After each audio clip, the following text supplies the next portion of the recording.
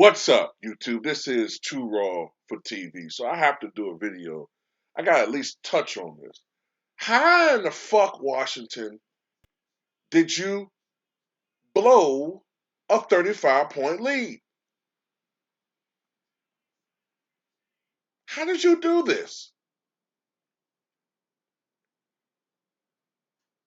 This is tied for the second largest deficit ever overcome in an NBA game. Unfortunately, I can recall the other second largest because it was my own fucking team, Chicago, that blew a 35-point lead to the Sacramento Kings. I think it was back in 2010 or 2009. I distinctly remember that fucking game. The biggest margin ever overcome, and I remember this game because it happened on the same night that TNT or TBS was broadcasting games. It was Utah. Utah was down 70-34 at halftime to the Denver Nuggets, right? The one thing about those Denver Nuggets teams is that they could score a lot of points, but their defense wasn't shit. Because I remember the year before, the 95-96 season, the Bulls came back from a 31-point deficit. At one point, they were down 57-26 to the motherfuckers. Mahmoud Abdul had like 25 or 26 of his 38 points in the first half. Um, at halftime, I think they were up 68-43. The Bulls actually came back to take the lead, but they ran out of fucking gas and lost the game, I think like 102-99. I remember that shit. Mahmoud Abdul had 38. Jordan scored 22 in the third quarter. He finished with 39. Pippen was big in the second half. Kukoc was big in the second half. Our defense ramped up, and it almost came back and won the goddamn game. And then what pissed me off is the King Matumbo waving his, fucking finger and shit, talking shit. Yeah, yeah, yeah, yeah, yeah. And then they lost to a bum ass team like, the Kings or some shit the very next game and shit. But I remember that game when Utah came back, man. I can't remember the final score, but they came back. But they were the Utah Jazz. We're talking Stockton and Malone. We're talking a championship caliber team. Even though that was a historic comeback. You guys were playing the Clippers without Kawhi Leonard and Paul George. And while you're not a championship team, most people were looking at the Wizards as this sleeper team that, can maybe sneak into the playoffs, get a little hot run, maybe make a little noise. But, for the most part, I haven't been totally sold on Washington. I remember all the way back early in the season when they had a 9-3 record. They had the best record in the Eastern Conference. And I just wasn't sold on this team. Look, are they a team that could beat you on any given night? Yeah. Are they a team that could beat you when you have to game plan for them? Know their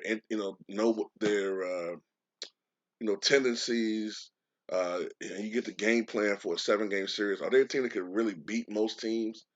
Maybe the lower seeds, but not the top tier seeds. Plus, I think they've lost 4 games in a row. Um, they're an up and down team, man. You know, Sometimes they look like a team that could make a little noise, and then sometimes, they look a little, you know, flat. And I think I can't say I've been watching Washington that closely, but from the outside in, just observing this team, one thing I think that hurts them is I don't think they're a great 3-point shooting team, and I don't think they're a great defensive team. That's just from, I guess you could take that, them allowing the Clippers to score 80 points in the second half. That's indicative of their defensive lapses, but that's something I recall from watching Washington the last couple of years. But Bradley Beal's a gifted scorer, man, and you got to give him credit for being loyal to the team and shit, man. But That's an embarrassment, man. You don't give up a 35-point fucking lead. That's atrocious. There's no excuse for that. And if I'm the head coach, the fans, it's an abomination. These players should be ashamed of themselves for giving up a 35-point lead. But are they? Nah, probably not. They go home and count their millions and, you know, fuck their mistresses or their girlfriends or their wives. And, you know, that makes them feel better. And that's why these players only play 70% of what they truly could be now. You know, a lot of these players in the past, they had to play hard to get that max contract. And did you know, by the way, that Bill Russell threatened to resign? Well, I guess retire, not resign. He threatened to retire if the Boston Celtics didn't give him a bigger contract than Wilt Chamberlain. Did you know that?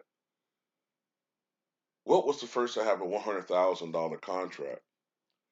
And Bill Russell, when it came time for him to, I guess, renew, he said if he didn't get a bigger contract, he was going to retire. So they gave him $100,000 and one a $100,001 contract. You know, look, I don't think that Bill Russell's a superior player to Will, but I will say this: if you've given the franchise what fucking 5 championships in like 6 years, I mean, you do have some bargaining and negotiation wiggle room. So, anyway, that's all I want to say about this. The Washington Wizards are fucking playing like trash, and they're a fucking disgrace. Tell me what you guys think.